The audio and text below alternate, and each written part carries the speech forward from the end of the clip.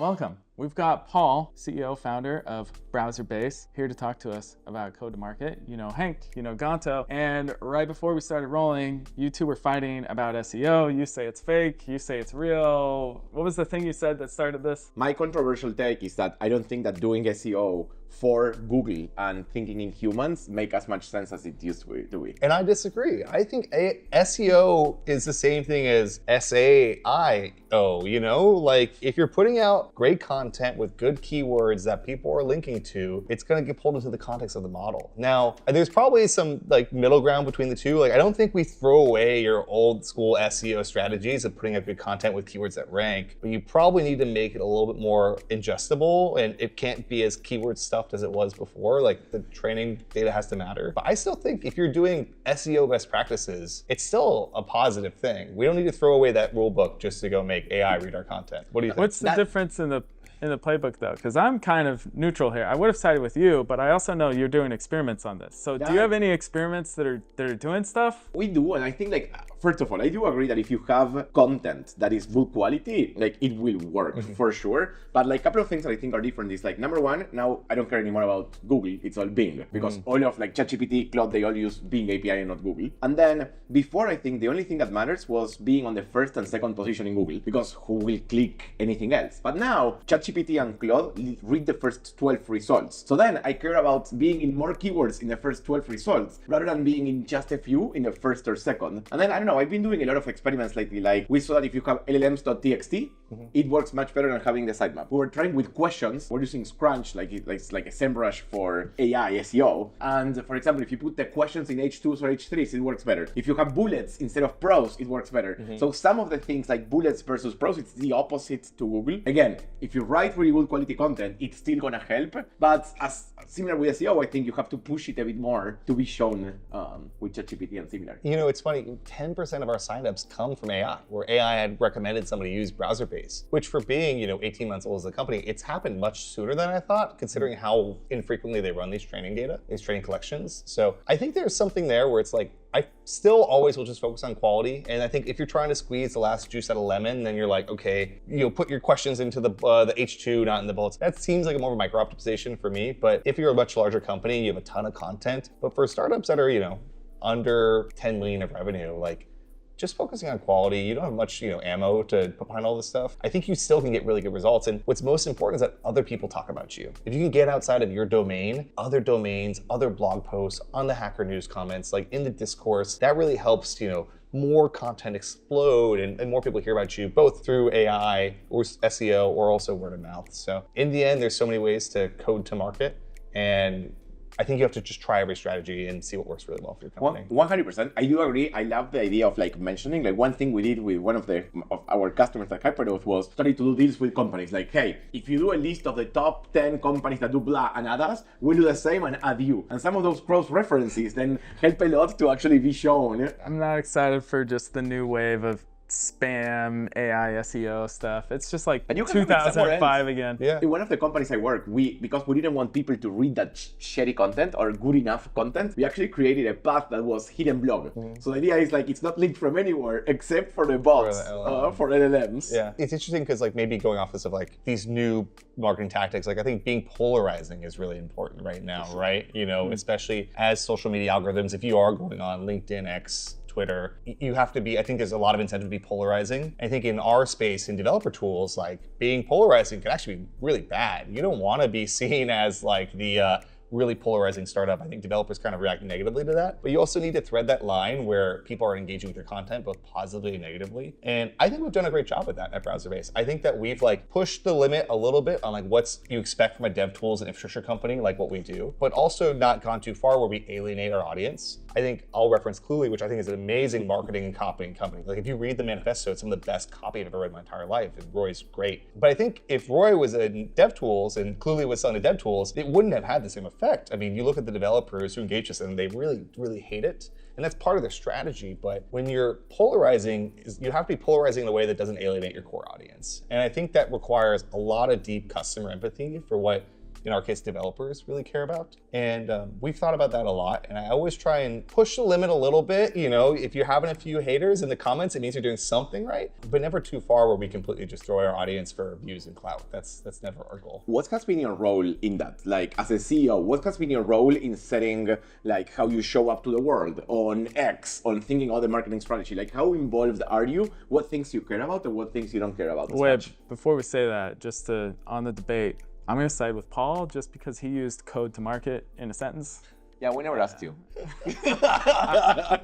Well, half of the show's mine, so I'm the tiebreaker. That's how I build allies, right? You know, I got a plug. Back to Ganto's question. What's your role in the marketing and go-to-market? Like, how do you view that? How's it changed? Yeah, I recently read, Lee from Vercel's exit blog post, and he had an amazing run at that company. And he talked about how he reviewed every single tweet for every single launch, and I thought that was really impressive for a company that size. And I personally don't review every single tweet that goes out. We have a go-to-market content review channel, but in the end, I think by being probably the largest poster at Browserbase, people learn from that and they learn what the content is good or bad. And I very rarely had to give feedback and say, this isn't really our brand, let's take it down. Because I think when you set a good example and you get results as the founder CEO that's putting content out there, I think people will try and learn from that. I think where I've probably spent the most time reviewing stuff is blog posts. And my team hates me for this because I want to have amazing blog posts. I want to spend weeks on them, and we just don't have the time to do that, right? So I think I've had to let go of my blog quality a little bit. I had a hack for that. What's that? A couple threads in here was when we were a small company at Vercel, we had a committee. It was me, Lee Rob, our product marketer, and Rouch G. 3 out of 4 of us had to approve a tweet or anything in writing. And that was back when the company, was going from 30 to 400. And then after I left, obviously Lee was that guy. But for blog posts, I just do that deep review on the first 2 paragraphs, because that's what most people read. They don't scroll. And then once I'm satisfied with that and the intro, I'll glance at the rest, and then I'm not gonna be as nitpicky here for the sake of time. I look at Fly.io as a company that has amazing blog posts. And they built this, if you see a Fly.io post on Hacker News, it's almost always gonna be on the front page. They built a brand of really strong blog posts. And I'm sure they've had some misses, but maybe I'm just not aware of them because of the greatest hits are always surfaced well. It's so challenging to build a multi-channel marketing engine at a small early stage company. I think it's actually a big misstep. It's you want to have the best blog posts and the best video content and the best tweets and memes and the best LinkedIn. I've actually felt very intentional. We're just going to be focused on X. We're going to do a lot of great content. We're going to also have blog posts, but we're going to have one focused channel and really spend all of our energy fine tuning that. And as you get larger, as you grow from 30 to 50 people, you start to add supplemental channels where you start to get mastery. But I think in the early days, our single focus on a channel has been really effective for us, and we picked the right channel for developers, which happens to be Twitter. And did you chat with the team about it? Was it a conscious decision? Hey, we're gonna focus mostly on X. Did you share it with the team? Did you work on it, or it's more implicit and everybody was thinking about it? Well, I think I was the team. I'm a solo founder, right? So we had a committee meeting, and it was just me and myself and I said, well, I'm gonna do Twitter. That's where I had some following, and I think I spent enough time on it where I felt I knew how to post in the right way that would engage people. I think from that, we grew the team. A lot of the team has Twitter accounts that they use. And if you look on Browserbase, who we follow, there's thousands of followers in there. So I think it was the team was structured around this, and we also just have learned how to master that channel. And that channel's nice because we can all engage with it together. Over time, we're gonna do more. I really am excited for us to do more YouTube. I feel like YouTube is a really undiscovered channel for developers, and especially for us. And the few YouTube things we've done have always gone pretty well. So that's something where we're gonna have to get more. What are because when you started Browserbase, your Twitter following wasn't that big, right? Whoa, 2,000 people. It was yeah, that's right. We were about the same back then. Yeah. And now you're 12K. Yeah, I think which is you're getting up there. I'm a micro celebrity. I don't want this to sound condescending or anything, but that's good growth. We've talked about this before. Browserbase's ability to pierce through the noise of Twitter, especially in the AI space, is very impressive. So I'm curious, can you give us more of those tactics? What are you actually doing that does that? And I'll give you some things I've observed are you'll take a bet on a really high production quality video, and you'll bundle lots of things, or any content that's, normally you would make that content for the sake of that content's channel. You're making it for the sake of Twitter is my guess, and just to amplify that. But are my observations accurate? what else are you doing? Yeah, I mean, I can even mentally break down the 4 biggest moments of our history, which have been fundraising announcements. Like, we raised 4 times in 16 months, right? And each time we did a raise, we did a video or piece of content. And if you look at the video we did relative to the time, it was very much in the zeitgeist. Like, we kind of caught each trend at the peak. So for our pre-seed video, it was me standing in our tiny little office saying my manifesto. There was an American flag behind me, and then there was a whiteboard that said secret plan in the back, where if you zoom in, you could see the secret plan. And that was very much like, early 2024. It was like founder-led. Like, the founder videos weren't as big back then, but when they were very personified. People follow people, not brands. It wasn't really about the brand. It was about me and kind of establishment of me and Browserbase being kind of synonymous of the same brand. And it was very much like high-level mission. And we hired people from that video, early customers found us. It got like 100K views. That was the pre-seed. Then the seed launch was a clip factory. It was like, there was a clip from iRobot, then a clip with Roombas with knives on top of them. And then it was like, I think the hook was, we thought AI was gonna save the world and all it does is vacuum for us, Like, it was very much like Anti-Metal kind of did a good job of this, where they had that very much clippy video for a seed round. And then had the Coachella lineup investors at the end, right? So like that clip style, which now other people have started using later on, I think it's fallen out of fashion, but during the moment, like clippy, TikTok, brain rot type fundraising announcement was very big. And then for the Series A, we did our first type of film. And we were actually a little earlier on this than others, but we had one of our, film people, Nico, come up, and we hired an actor and we shot this video, and it was like the next billion-dollar company will be built on Browserbase. And our goal was to inspire, and we showed this kind of a narrative journey of a person building a startup on Browserbase. And at the end, they get a phone call from YC and they get in, right? So our first experimental film, which was really, really well received. And then for the Series B, we took that even further. Okay, let's go full production value. Let's go all in. We had a team of like 20 people doing the video. And it was a Severance style thing where, hey, if AI has automated my work, it's kind of like my innie in Severance, and my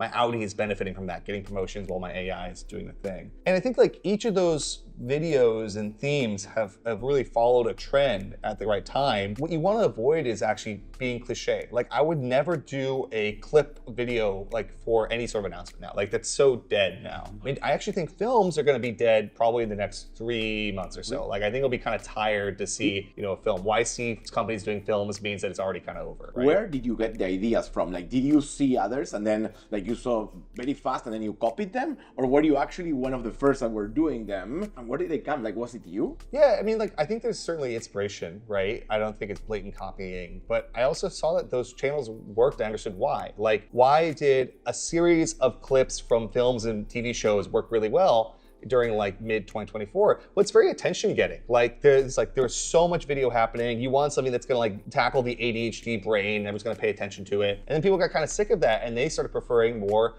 like well-produced videos. And I think now that's actually going away. I think if I was to predict a trend, I think what WAP just did, and I think Kalshi did this as well, like the full AI generated video that looks really good for these ads. Like, WAP did a GTA 5 like video that looks like GTA 5, but they produced it. Kalshi did like, what would you have bet that the Romans would take, this city, and it's like showing Romans via AI. I thought like that's pretty creative, and I think we'll see a ton of that next. I love the Kalshi one. I think the Kalshi more and one's more really I good. really like that. Yeah, and I guarantee, in the next 90 days, you're gonna see a ton more of those, right? So, and there's this neat thing, being in B2B, you can kind of see what's working in B2C and copy the styles a little bit. Like, you can be a little slower in B2B and beat 99% of the other B2Bs. Well, let me add one asterisk there. I think if you're just copying the style, it's always going to go worse. What you have to do is understand, why is that style working? Yes. And I think for us, like, okay, so what is great about this? Like, why do I like this launch video? Like, I think of one of my favorite videos that have ever come out is when Deno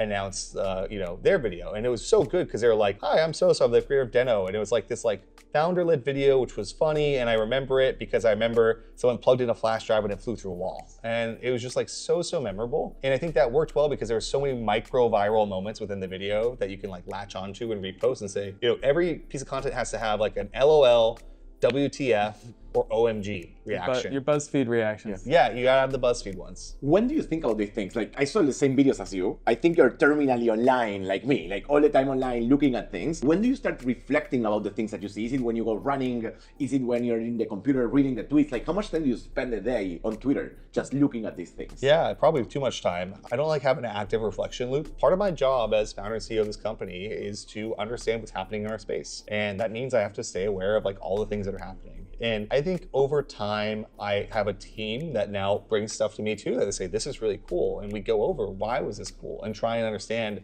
those meanings behind it. And that's actually a great teaching moment where I can try and share more with the team. There's this kind of thing that maybe it's just unique to me. I'm sure a lot of people do it, where like, if you consume enough things and you're consuming them actively, there's a passive reflection where I'll see something early and I'll be able to say, oh, this is gonna go really viral. And like, if I kind of start checking back on that and I can predict yes or no, then I'm like, okay, I'm attuned to what this audience or this segment of people really like. And I really try and practice. If I see it, I sort my tweets by newest, and I try and guess sometimes, like, is this gonna go really well? Hanks never really go that well, unfortunately, but we'll work on it together. I love that strategy. I actually used to use always the following, like ordered by when they were published, but then eventually I moved to For You, because I think as a marketer for dev tools, it's important to understand what things eventually went viral, instead of just looking at the following. But your idea of looking at following and guessing, I think it's absolutely incredible. So a quick principle for the audience: if you want your kids to be a founder, don't limit their screen time.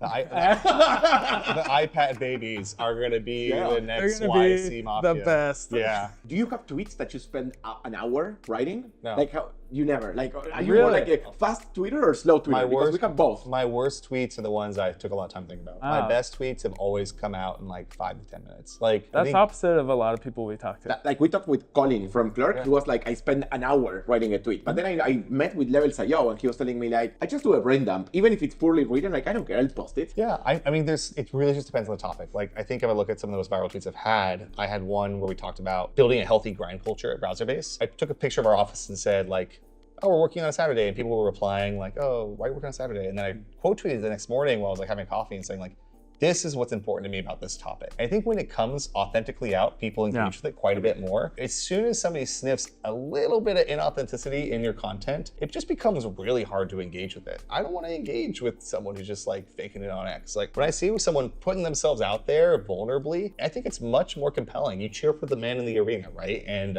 when the man in the arena has a ton of body armor on, it's a little bit less exciting to cheer for. So I think you gotta put some vulnerable, not perfect content out there as much as possible. Authenticity, I think, is absolutely key.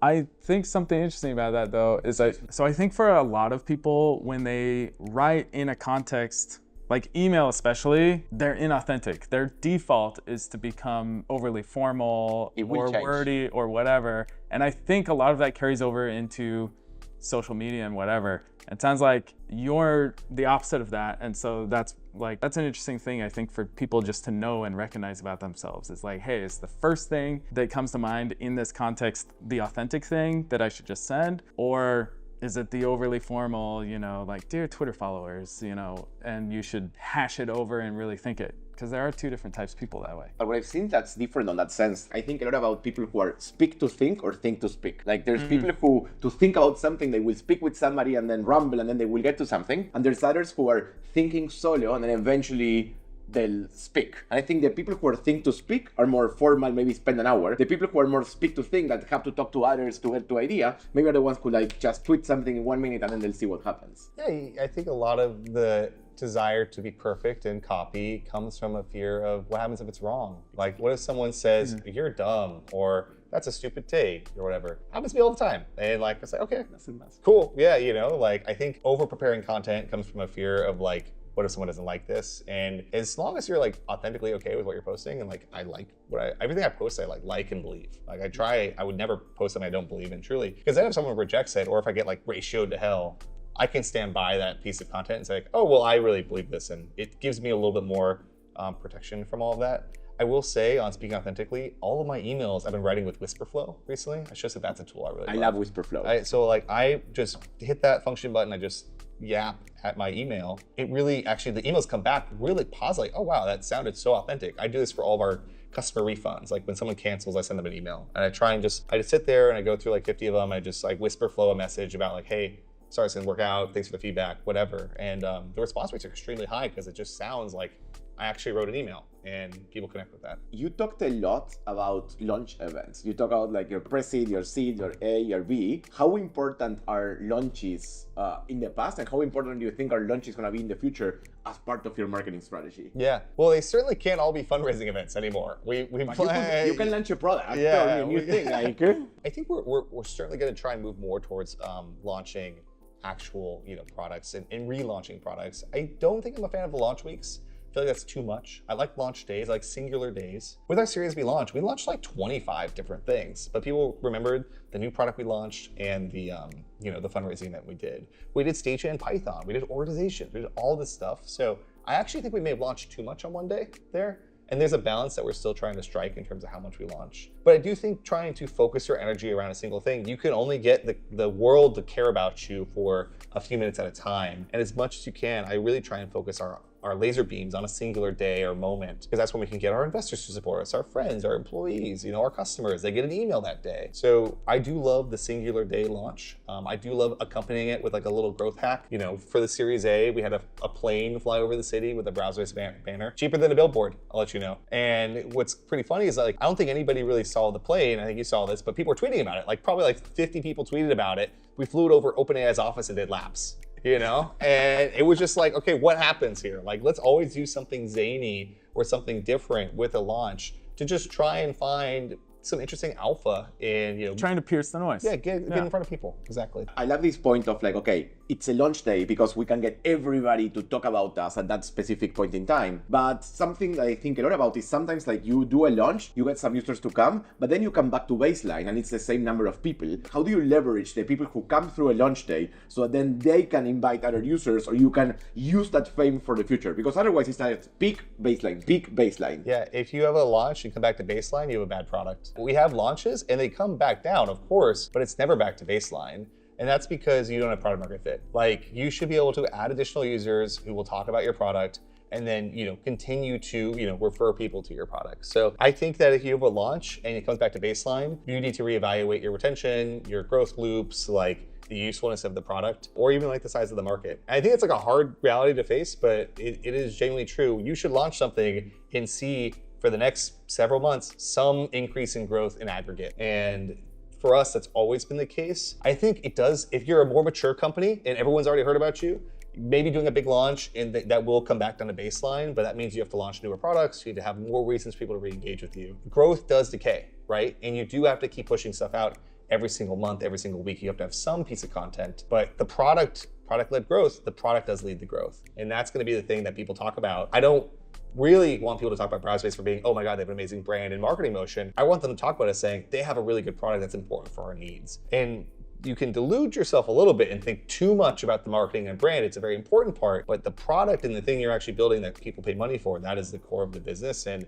I make sure that that's really, really good. And everything we launch is kind of, in supplement of that. If you do launches and then the baseline is higher, which I agree with, it's a good point, why would you do blog posts in the meantime? Why not focus all of the energy in a launch? You have to have every channel. Ideally, you're doing all of it, right? It's not like net negative to do a great blog post. I think it's really hard for small teams to do all of these things well. And that's where you have to ruthlessly prioritize. You have to be realistic that like, okay, do I want to have a single person spend a week writing an amazing blog post that might go top of HN? Or do I want to have a single person helping run the shoot to create a great video and put all the content together for launching this product on X? Like, okay, do both. I would love to do both. We don't have a team that says to do both yet. We will at one point. And I think these larger companies who have really great marketing teams are really smart about dividing their effort across channels and mediums to make sure they're saturating everything quite well. But for smaller companies, you have to pick and choose. So for us, we've swung towards the video world. We'll probably swing back to more blog marketing and more content there. We're doing more clips on LinkedIn, trying to grow LinkedIn. And what I really actually love the most, our best performing content that we don't do enough of, and we will do more of it, I want to do more of it personally, is building things. Like one of my biggest Browserbase tweets, I built a script that would go pay for your parking tickets in San Francisco. And I found some license plate on Reddit that had like 25K in parking tickets. And I used that in the demo video. And I was like, my friend has 25K in parking tickets. I'm gonna pay for their tickets using this script. But that's like a WTF, 25K in parking tickets, and like an OMG, like they just used the script to do it. And that did really well. And it also helped do the thing that is most important to us right now, At Browserbase, we're building a new category. We're a category creator, browser infrastructure that really wasn't as big of a thing before us. And our whole purpose of our company is to help AI browse the web, right? But when you're a category creator, you have to inspire people to use your product. So much more of our content in 2025 is moving towards how do we inspire the developer? How do we inspire them to use this thing? How do we help them say, you can build a feature that's gonna help automate work on behalf of your customers using Browserbase's infrastructure? And that inspiration has really shifted the way we're doing things because we wanna show, not tell, a lot more. And that's just gonna change how we put all of our content out for the rest of the year. I think a lot of GOS, I don't even know the word in English, GOS campaigns for channels where nobody's using them, and then you get like a very high up, but then eventually they die. So I think when one channel works, which for you, I think it's the launch events, you have to be focusing on your second channel because eventually the launch will stop working. I think everybody's doing video, everybody's doing launch. Maybe there's another way to grab attention or another thing to do. Do you think about that? Do you worry about like what will happen when my main channel dies? Like, am I thinking about the next? We have so many channels. Actually, maybe I'll send you a screenshot of this later for the podcast. If you look at our sign-up attribution, it is very evenly split across like 7 different channels. Like I think it's like 20% YouTube, 20% Twitter, 20% LinkedIn, 20% search, and then like 10% I heard from AI, and then the majority of the rest is word of mouth. So like when I look at my distribution of sign-up attribution, it's actually extremely healthy and shows that we are going multi-channel. Now I don't talk about like, hey, we did all the Theo ads. I love Theo. He's an amazing creator. I love supporting him, right? So like that has had positive ROI. Like we've done YouTube sponsorships of creators, and that has a great ROI. Josh on your team at Larval, that's why I want to snipe from you guys one of these days. He's so good, right? Like the YouTube content creators are so good, and maybe I don't talk about, like you don't see the 1,000 little things that we do sometimes, but our growth team, like Lindsay Gilson, is so good at making sure we're covering all of our bases and continuing to put stuff out. In my mind, if our sign-up distribution was all just X, we'd be in serious trouble. But because it is healthily split up, it works out quite well for us. I'm a big believer on it's better to be different than better. You just mentioned the plane, which I loved. I saw all of the tweets and everything. What other things have you done that are creative or unique or different? And do you think that doing something creative and unique is better than doing the same as the rest, but slightly better? I mean, something I'm very passionate about is like no dark mode on Browserbase. Our website does not have a dark mode. And our dashboard will eventually, I'll cave to that. But I actually think like having a dark mode website is so cliche in developer tools. Like it just comes off the same as everything else. And for our branding, it's very much inspired by consumer. The agency that did our branding, Herve Paris, they're a consumer branding company. And I think that like the interplay between consumer and developer tools has always been quite interesting to me. When you're building a developer tool, you have to build something as easy to use as Snapchat, but as reliable as Boeing or maybe Airbus these days, right? Like Boeing's an interesting choice. Yeah, there we go. Hopefully more reliable than that, right? It's such a tricky balance because there's so many developer tools. So you have to have your onboarding adoption curve being very short, but you really need to make something sophisticated for engineers that have all these use cases. And I think that I look to consumer companies in terms of branding because they create brands that are sticky. And I think our browser-based branding is very sticky. We use red as our primary color. Now, people generally advise against that. They say red is bad for your CTA conversion. Our conversion is fantastic on the browser-based website. And I think that like when you listen to the traditional thing, like you need to have a dark mode for developers, don't use red in your CTAs, like you need to have a contact sales button somewhere. Like I think more like when you listen to all the advice, you become one of the averages. When you take a first principles approach to like what is important to you as a company, you get to have a lot more uniqueness and you pierce the noise, as you said earlier. Yeah, we talk about being different is better than being better a lot. And like, it comes down to even the smallest thing. Like it's been known forever, the best time to send an email is Thursday morning, but that's when everybody sends emails now. Yeah. So like you can't do that. In the same vein, are there things in your product, because as you and other people have been building out products, are there things where you see people and you go, oh, we just need to copy that feature, we need to add it, we need to have parity? Or the opposite, where you say, oh, they have a huge gap here, like we can really differentiate if we double down? I really don't worry about competitors that much these days. There's a few reasons why, but for the most part, I've never seen a competitor out innovate us. Yeah. And if they have launched something that I thought was cool, it's been on our roadmap for a while and we haven't done it yet. So I think we'll launch things that may look like, oh, they're copying so-and-so, but actually just we prioritize things differently, and they probably push something up because we didn't have it yet. But generally, No, I haven't seen any of a competitor that's smaller than us launch something that I didn't expect for us to build at some point, which is reassuring to me. You need to be an incumbent in a category, you have to be an innovator. And I've really spent a lot of mental calories on what does that product roadmap look like? And prioritization is the hardest game in startups. Like, why build this now versus later? What can you put off? What is critical versus what is nice to have? And then when I think about larger competitors, I think about when developers want to buy, a dev tool, it's I always use this analogy, like buying a dev tool, it's kind of like buying a jacket. When last time you bought a jacket, you probably went to a store, you didn't just look in the window and say, yeah, that jacket has sleeves, pockets, it's red, I'm just gonna go buy it. You try the thing on, right? You put the jacket on, how the sleeves feel. The same thing is true with adopting a new tool. Someone wants to get it into their IDE. They want to try using it. They're going to try a little POC project. And we spend a lot of time making that as simple as possible, such that when you sign up for Browserbase, the first one we dump you in is a code editor in our playground environment, and you click run and you see the code control a browser. And you're like, oh, that's how this thing works. And you're playing with it. So for us, I'm really thinking about how can we make it so that people understand and get to POC very, very quickly. And then I'm also thinking about how do we keep innovating to make sure that if a competitor has launched something that we haven't thought of before, I'll be really surprised. But so far that hasn't happened. Well, it sounds like you've built it in your blood. And sorry, I have another question, Ganto. Go. With Director and Stagehand, well, with Director specifically, do you feel like that's going for a new or different audience? Does it broaden who can use your product? And how are you thinking about going multi-product and how it affects your audiences? Because we've been talking a lot about that with, just a lot of other tools that I just won't list right now. And adding to that to the question, from the outside, I feel that you're sort of following the Vercel recipe, that Director is your B0, Stagehand is sort of your next, and then you have the product. Do you feel that relation? Have you thought about it or not really? Yeah, I use that analogy all the time. And I think it's a great analogy because it's a good strategy, right? So, maybe I'll talk through the products and how they work together and why we're doing it, right? So Browserbase, we're running many browsers in the cloud for developers to control with code. So headless browser infrastructure. A headless browser is one that runs on the server. That is our cloud infrastructure. That's where we charge our money. You pay for the infra you use, right? Now, if we want people to use our headless browsers in the cloud, we may need to make it really easy to use them. Stagehand is our open source framework for controlling a browser. So you can use natural language to say hey, on this page, click the buy now button, and it will generate the code to control the browser to click that button, right? So open source framework, MIT license, 1 million downloads per month. Companies like Intuit, CrowdStrike, Coinbase use Stagehand to go automate the web, right? But when you're building a framework, so we built the browser infra and then the framework to make it so it's easier to use the infra. But when you're building a framework in the age of AI, nobody writes code anymore, right? You need to have something to generate the framework code. Well, that's where Director comes in. Director is the easiest way to generate web automation scripts. You can go in and say, hey, renew my passport, and it's gonna go go to the passport website, and as it's going, it's generating Stagehand code that runs on the Browserbase infrastructure. And these are all different entry points to the problem we're solving where we're gonna help people automate the web, right? Maybe you already have something, you just wanna buy some infrastructure. Hey, we have a low-level option for you. Maybe you're a developer, you're getting started, you have Cursor or Claude Code set up, you could just start with Stagehand. Maybe you're a PM that wants to see if this thing is even possible. Director is a good starting point. But I'll tell you what, I've had PMs start using Browserbase. I've had engineers start with Director. So I think it's hard to when people create ICPs, ICPs are not the absolute. There are people outside the ICP who use different products. It's ideal. It's ideal, exactly. So for Director, we want to make a great entry point to understand what's possible when you let AI automate the web.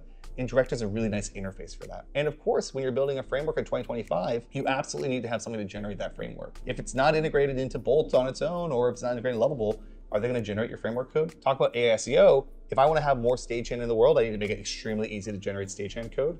Director is one of those paths. For the Stage framework, are you thinking about do I want my infrastructure to have special things so I can do things that others do not, like Vercel did with Next? Or not really? I think there's a lot of value in us running Stagehand closer to the browsers. I think that we built a lot of Stagehand to be great on its own. We support local browsers, bring your own browser. But there's a lot of items on my roadmap where I'm excited about how we can do more interesting things like caching people's Stagehand actions, or how can we help you improve your prompts? We just launched observability for Stagehand, and we have this really nice observability thing where you can see how long it took your AI to click this button. What did it think about? What options did it consider when it was going to click that button? How many tokens did it cost? So with Stagehand and Browserbase, we do think we can build a really compelling infrastructure layer that works best for that framework as the authors of the framework. But we don't think we're going to do that and also kneecap the framework while doing that. I think you can do both. I think the core stuff we've done in Stagehand, which has been reused in many other libraries. It's still something we want to keep open source. Now, the Rails to make it run well on a browser, I think that's something that's less valuable to open source, but valuable to our customers who use it with Browserbase. So I think you can balance that quite nicely. I think like server actions is what you're referring to with Next and stuff. I think that server actions are great. And like you can do server actions on your own if you want. You don't have to do it with Vercel. If Vercel did server actions and then like remove that part from the open source corpus, then I think it'd be a little bit less friendly. But it makes sense that you want to improve your framework to help your customers that are already using the platform. And that's how we always approach it. With Stagehand, I'm always thinking about, I care about the browser-based customers using Stagehand first. Those are my number one priority. And then I care about all the open source people second. The people who pay us money are going to get the most support with Stagehand. So this is actually your second startup. What's different this time? I mean, how are you thinking about it differently? I mean, obviously we're most interested in the go-to-market, but like Browserbase is growing much faster than the first one, right? Oh yeah. Like, so what are the big lessons learned that, any technical founders listening and their heads of marketing should be thinking about? Yeah, well, I was CTO of my last company, and what we were building was prosumer software for live streaming. So you can kind of imagine it like Canva for live streaming. That company, we ended up selling it to Mux, video API company, and that was a great outcome. But I think the trouble with that company was like prosumer software is extremely challenging. It is so hard. You're stuck between free and very expensive. You're trying to find a way to make that work. And we had the best product on the market, but we certainly did not have a great market to go build it. So with Browserbase, when I was approaching the company, I really thought hard about, is this a great market? And like one thing I did early on was like, okay, let's say, how often are you buying something online? Geez, could be every day. Every day? Like more than like once a day? It's often. It's often? 5 times a day? Not 5 times a day. Okay, we'll call it 3. 3 times a day. Stripe is a $96 billion company and they power the transaction infrastructure of the internet, right? Mm-hmm. How often are you getting like a text every day online? I guess fairly often. Like several times a day? Several times a day. Twilio, $16 billion company, powers the SMS infrastructure. How often are you using the internet for work? You're clicking a button, you're filling in a form. Every minute of every day. Okay, so majority of the day. Browserbase is attacking that market. And I think when you think about how often you're doing work online and how much of that work could be automated by AI, it's a very, very large market. That level of like sophistication of thinking about how big is this market we're playing in, can we play in it? I have experience in dev tools and infrastructure. That all went into the kind of formation stage of this company. I think upfronting a lot of that work allowed us to execute very, very aggressively for the first year and a half. And I think that's what I like trying to advise founders is like, you should be putting more thought. Like, you should write a 3,000 word essay about your idea before you start the company. Yeah. Like, which you're you about did. to spend, yeah, which I did. Exactly. I mean, that's like the baseline. Like, if you don't put that much thought into building this thing, you're going to have something down the road that you figure out. As much as you can upfront that, you're going to be in a good spot. And then I think I've just spent a lot of time at great infrastructure companies. Like, I think about Mux, and they have amazing branding. They have great developer relationships, and they built this like,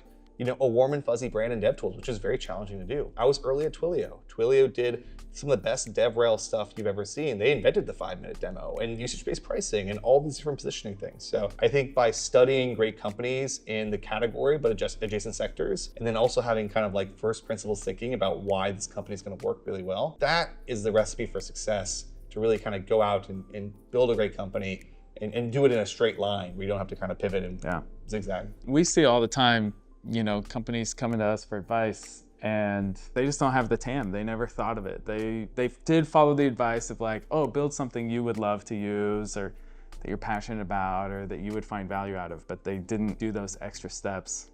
And that sounds like it's made all the difference for you on Browserbase. I talked to a founder this week who has the opposite vision to you on what will happen with the browsers, and I'd love to get your take. What they are thinking about is most agents will browse like a separate internet. They think that most companies will have to build like a parallel website that is mostly markdown or has MCPs or is prepared for an agent to read it. And their take is 10% of the viewership will be humans and it will be your regular website, but for all of the rest it will be mostly agents browsing, and you'll have like a special design website that is specially done for those agents. If that would happen, I think it's a problem for you guys. Like, do you agree with that vision? What do you think about it? Or do you think like that will never happen? Sounds like a lot of work. You want to rebuild the entire internet just for agents? And the models are going to keep getting better such that they'll probably browse better than us in the future. I think that take has a lot of anchoring in the current model capabilities. But in very soon time, models will be able to browse the internet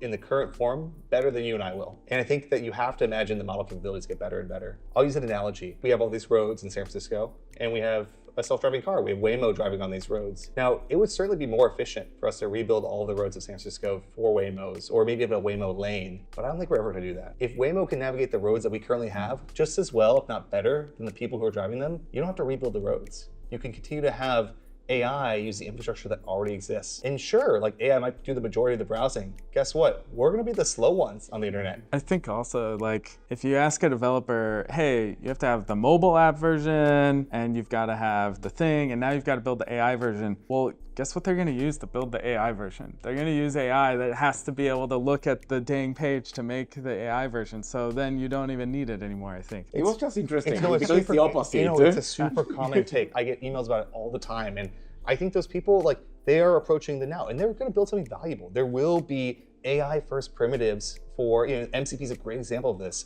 If you're booking a flight, you should just use the MCP server from Delta. You don't have to use the website if you don't need to. But if you're going to a lumber manufacturer in Mexico, they're not going to have an MCP server. They're not going to have a first-party AI integration. And I just genuinely believe that people will still have to use the internet for a long time. And they're not going to unlearn, that behavior. It's going to take a generation or two before people browsing the internet goes away. And if people are still browsing the internet, you still need websites for people. And if AI is going to keep getting smarter, it can browse the web the same way we do. So I don't think it's worth investing all the effort to rewrite the whole internet. I think it's worth building great MCP servers for high volume use cases, and hopefully that protocol keeps taking off. I think we'd use it in conjunction quite well. But at Browserbase, we're tackling this very, very long tail. We think it's a long, fat tail of things that can be automated online. And I'm always surprised at how many international customers sign up to use Browserbase, because the websites that they automate in their countries are not up to spec. They're still in PHP. They're still pretty painful. If you want to PHP's great. Yeah, PHP's great. Sorry. Yeah.